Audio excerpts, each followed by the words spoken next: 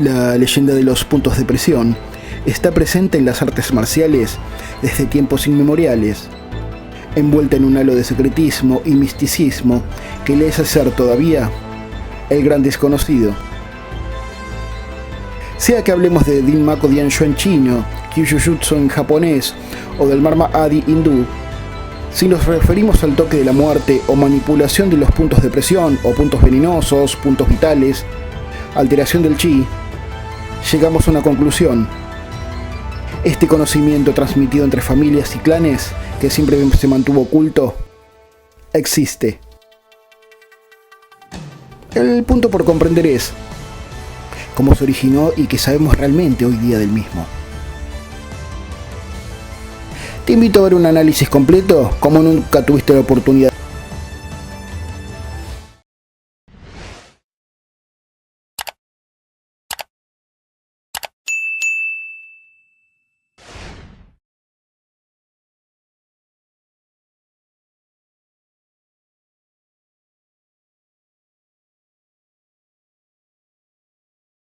Tres grandes culturas asiáticas: India, China y Egipto,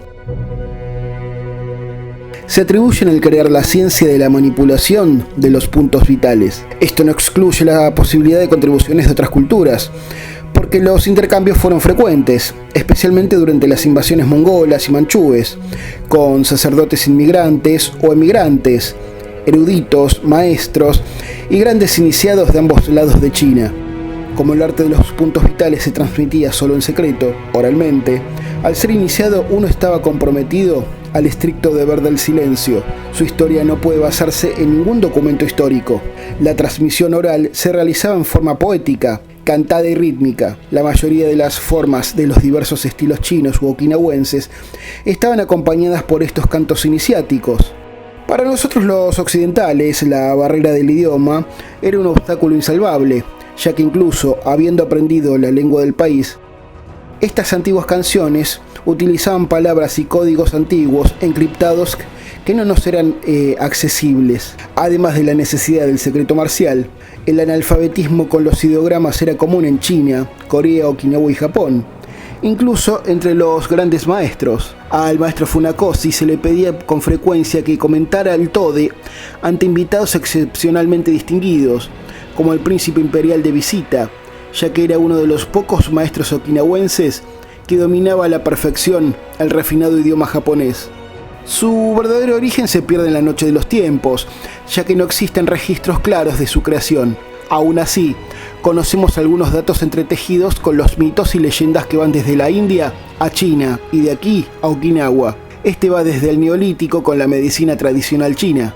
Medicina tradicional china es el nombre que se da comúnmente a un rango de prácticas médicas tradicionales desarrolladas en China a lo largo de su evolución cultural milenaria. Esta medicina se basa en el concepto de chi o energía vital equilibrada, que se cree recorre el cuerpo de la persona. Quienes la practican proponen que el chi regula el equilibrio espiritual, emocional, mental y físico afectado por las fuerzas opuestas del yin, que es energía negativa, y el yang, que es energía positiva. Según la medicina tradicional china, la enfermedad ocurre cuando se altera el flujo del chi y se produce un desequilibrio del yin y yang. Los componentes de este tipo de medicina comprenden terapias de hierbas y alimentación, ejercicios físicos que restituyen la salud, meditación, acupuntura y masajes reparadores. No se sabe tampoco a ciencia cierta cómo se creó la acupuntura, aunque hay muchas leyendas al respecto. Una de las más aceptadas por los historiadores es aquella que habla que surgió de la observación empírica de los lugares donde picaban los mosquitos en el cuerpo humano. A mediados del año 1300, un médico acupunturista de nombre Zhang Sanfeng, experto en Shaolin Chuanfa, se le ocurrió la idea de usar los puntos de la acupuntura para hacer daño en lugar de usarlos para sanar. Comenzó a experimentar sus teorías en animales y humanos, desarrollando su propia estatua del hombre de bronce. Su influencia se hizo notar con la ayuda de las autoridades de su región, quienes le proporcionaron reos condenados a muerte para que experimentara con ellos sus teorías. Chang quería crear un sistema marcial basado sobre los conocimientos del cuerpo y la energía. Fundó su sistema basado sobre el taoísmo, como una expresión corpórea de este concepto. Chang intentó descubrir cuáles efectos se habrían obtenido estimulando los puntos de presión con la acupuntura de manera no convencional. Ya sabía, porque lo había probado empíricamente, que si se molestan demasiado ciertos puntos o si la aguja penetra demasiado profundo, las personas podían enfermarse por causa del detenimiento del chi, y este desequilibrio podía llevarlas hasta la muerte. Pero Chan Shanfeng buscaba un enfoque todavía más científico para saber exactamente cómo reaccionaba cada parte del cuerpo si era golpeado, sometida a torsión o aplastada violentamente, y una cosa todavía más importante: cómo reaccionaban los puntos si se usaban en serie sobre el sistema energético del cuerpo. El DIMAC es fruto de estos experimentos. Chan Shanfeng no quería que sus descubrimientos acabaran en las manos equivocadas. Entonces codificó esta serie de movimientos como una enciclopedia, lo que cada punto del cuerpo representaba en el arte del combate. La primera combinación tenía 13 movimientos fundamentales en un ejercicio discontinuo. 8, como los triagramas que definen, según el taoísmo, los movimientos de la naturaleza. Y 5, como los elementos en que, según el taoísmo, se divide la naturaleza. Cada serie trabaja sobre los 12 meridianos más importantes de la acupuntura y sobre 8 meridianos extras. De todos modos, cada una de las 12 formas tiene una acción principal sobre un meridiano. Chan llegó hasta el punto de entender no solo sobre cuál órgano o meridiano actuaba, sino hasta la relación que tenía con el estado emotivo producido por cada serie. Y así hoy tenemos una sexta forma que trabaja sobre nuestro yo interior, y a veces puede mover o hacer resurgir emociones indeseables. Actúa particularmente sobre el corazón, tiene un efecto sorprendente sobre las emociones y puede ayudar a resolver también problemas sumergidos desde hace años. Uno de los mejores estudiantes de Chan Shanfeng fue Wang Chunyu, quien transcribió lo que había aprendido. Este tratado se mantuvo en secreto y se pasó solo dentro de su familia. Uno de sus descendientes del conocimiento fue un taoísta de la dinastía Ming de nombre Feng Yiyuan, quien desarrolló las 13 posturas hasta la formulación de 36 puntos divididos en 4 categorías: 9 paralizantes, 9 neurológicos, 9 dolorosos y 9 mortales. El maestro Feng Yiyuan usó este método para pelear contra monjes, generales, boxeadores, y nunca fue derrotado. Debido a que muchos practicantes de la época eran iletrados, mucho de este conocimiento se volvió oscuro y misterioso, incluso mucho se perdió. Durante la dinastía Qing, el maestro Wang Zhenfeng transmitió sus conocimientos de Chuanfa a Huang Zhongxi y a su hijo Hunan Baishi, quienes fueron los responsables de enseñar en el templo Shaolin del sur. Ampliaron los 36 puntos de Fin Shi Xuan, primero a 72 y después a 108, divididos en 5 acciones bajo nombres en código: tigre, dragón, leopardo, serpiente y grulla, creando rutinas memorizadas, las cuales se llamaban de acuerdo con el número de puntos usados: Niseishi 24, Nipaipo 28, Seisan 13, Sepai 18. Este conocimiento pasó a las colonias chinas en toda Asia a través de chuan o formas.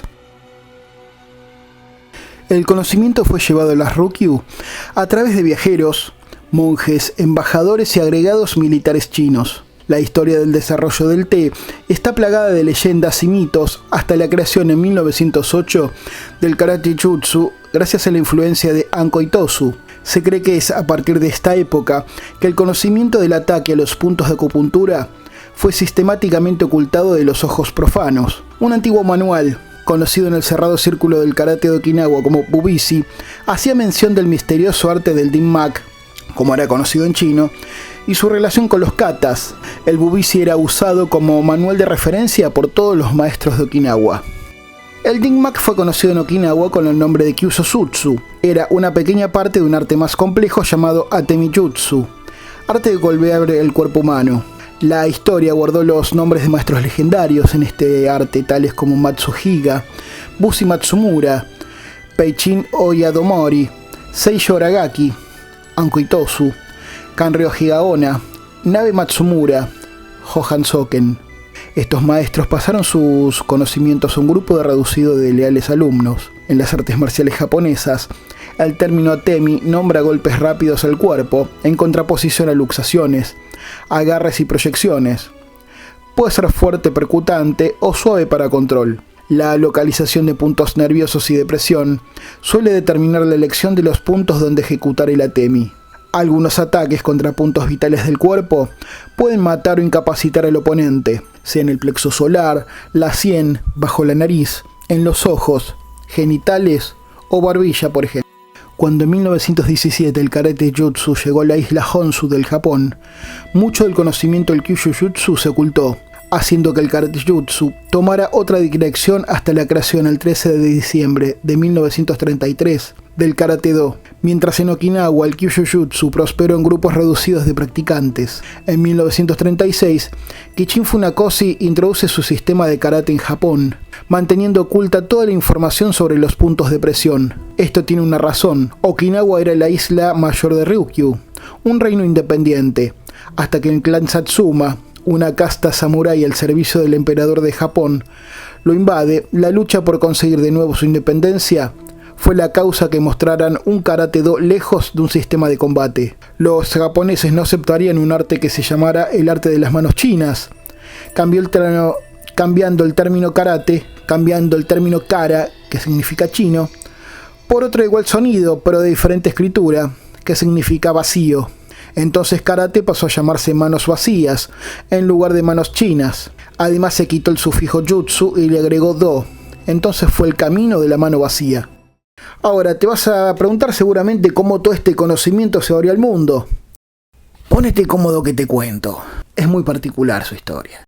El Hanshi Johan Soken tenía uno de sus hijos viviendo en Estados Unidos, así como a su alumno más antiguo, James Kaufman, que lo hacía viajar constantemente desde Okinawa a Estados Unidos y aprovechaban la oportunidad para dar seminarios cerrados dirigidos exclusivamente a sus alumnos maestros de la escuela e invitados especiales.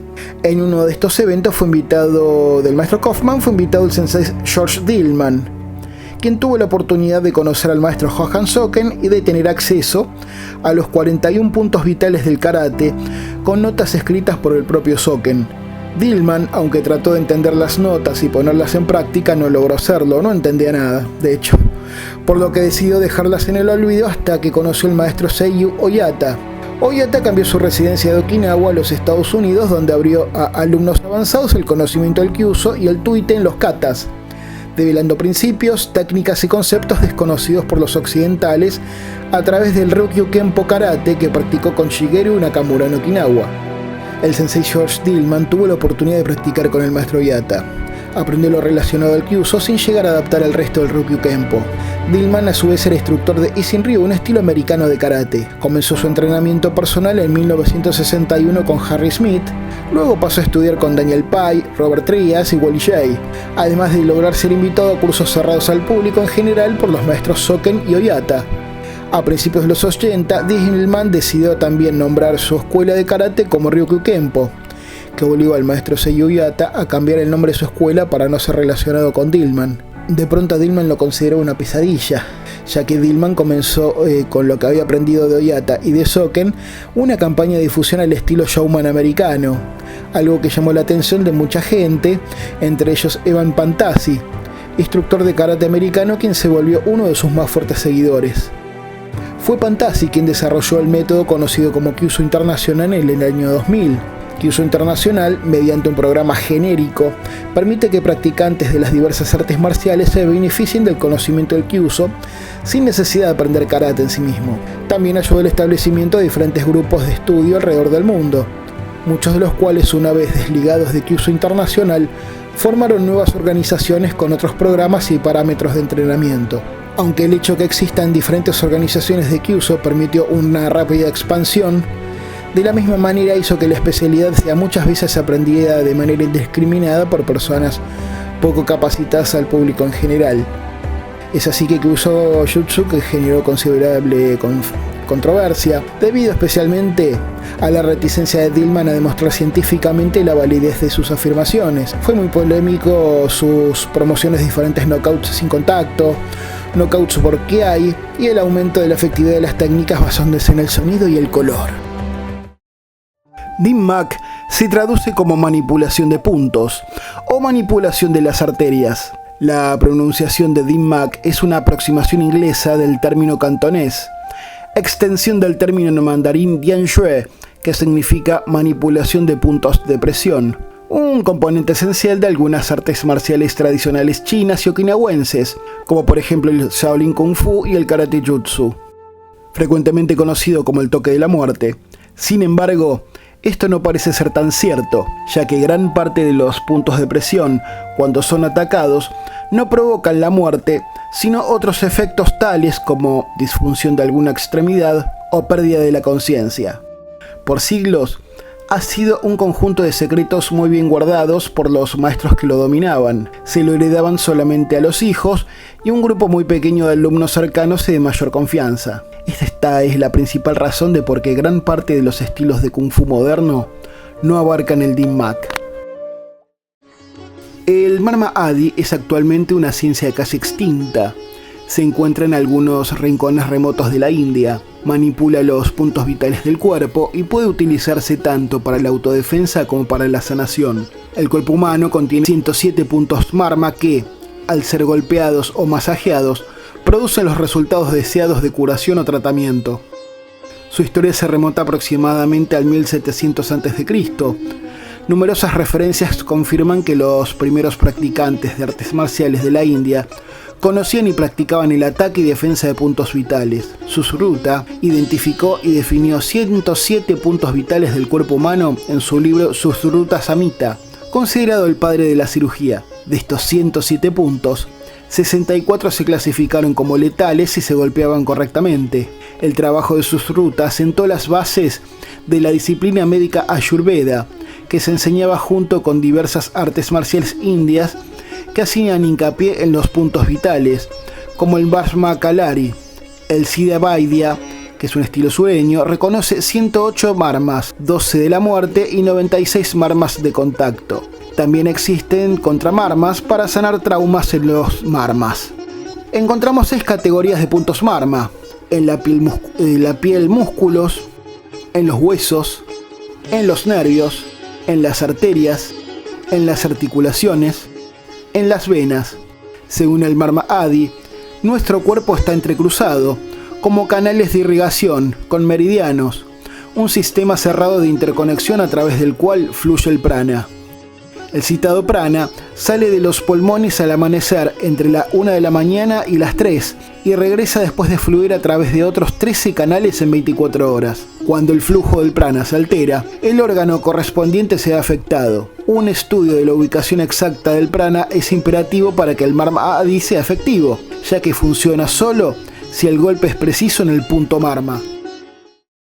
En 1940, la inteligencia militar japonesa fundó la Escuela Nakano para espías. Su nombre oficial era Unidad de Entrenamiento para Agentes de Retaguardia. Los estudiantes de Nakano estudiaban artes marciales, puntualmente la aplicación de puntos de presión, así como infiltración, propaganda y sabotaje. En palabras de los historiadores Marion y Susie Harris, se utilizaban prisioneros de guerra para investigar los puntos más efectivos a aplicar. Fue uno más de los tantos crímenes de guerra de parte de los japoneses. Se dice que Seiko Fujita, ex ninja que colaboró con el gobierno japonés, los entrenaba. El resumen de todo esto lo encontrás en un texto en francés, El arte sublime y último de los puntos vitales, cuyos autores son Fujita Seiko y Henry Ple. Fue la primera obra pública en Occidente. Para terminar el tema, dejemos bien claro lo siguiente. En una situación de agresión, intentar presionar puntos específicos es una forma segura de que te aplasten la cara. Los puntos de presión se reservan para situaciones donde se necesite control y se cuenta con apoyo. Su aplicación también suele requerir una serenidad que normalmente no se tiene en una pelea, por lo que se enseñan generalmente como prácticas avanzadas o para un propósito específico, donde se busca la sumisión ante el dolor. Existen combinaciones de golpes a objetivos que pueden inducir confusión neurológica en un oponente, pero estas son mucho más bruscas en su aplicación que lo que se considera un movimiento de punto de presión. Los puntos de presión pueden ser muy útiles, pero no funcionan con todo el mundo. Funcionan bien en aproximadamente el 70% de las personas, bastante bien en un 15% y nada en el otro 15%. Así que no podés depender de ellos. Sin embargo, podés usarlos para potenciar el dolor de otras técnicas. En otras palabras, No te fíes solo de ellos, pero si estás sujetando a alguien, presiona puntos de presión con los dedos para aumentar la efectividad. El conocimiento de los puntos de presión es bastante complejo. No se trata simplemente de agarrar o golpear el punto correcto, sino que muchos de ellos solo funcionan bien si se agarran o golpean desde una dirección específica, generalmente hacia el vientre del músculo. Otros solo funcionan si la articulación se abre previamente de una manera determinada. En resumen, las técnicas de puntas de presión pueden ser útiles dentro de un conjunto de habilidades más amplio, pero no son un atajo seguro hacia la victoria. Su efectividad depende del momento oportuno, la precisión, la tolerancia al dolor, el estado del oponente, el contexto legal y de riesgo, y sobre todo, de las habilidades ortodoxas de golpeo, agarre y movimiento. Cuando fallan no son fiables, a saber, bajo los efectos de la adrenalina o la intoxicación, los umbrales del dolor aumentan. Muchas personas siguen luchando a pesar del dolor interno. Muchas afirmaciones tradicionales de toque mortal requieren una precisión milimétrica y circunstancias improbables en combates dinámicos. Los objetivos en movimiento, la ropa, el sudor y la fuerza aplicada reducen la eficacia. Un oponente que se defiende amortiguará los efectos. Intentar manipulaciones pequeñas o intrincadas pueden exponerse contra ataques, agarres o golpes si no se integran con las habilidades de combate generales. Y por último, implicaciones y recomendaciones para su entrenamiento. El golpeo, ya sea potencia, sincronización, control en el clinch, derribos, defensa en el suelo, conciencia situacional y escape. El conocimiento de los puntos de presión debe ser un complemento, no el plan principal. Entrena contra compañeros que ofrecen resistencia. Bajo presión y con equipo de protección. Concéntrate en objetivos grandes y en la biomecánica en lugar de puntos pequeños y precisos. En situaciones de control o aplicación de la ley, aprende técnicas de inmovilización para lograr la sumisión mediante el dolor y técnicas de presión nerviosa bajo instrucción cualificada y que conozca los límites legales. ¿Te gustó el video? Entonces suscríbete, dale like, comentalo, compartilo y por sobre todo ayúdame a seguir creciendo con el canal.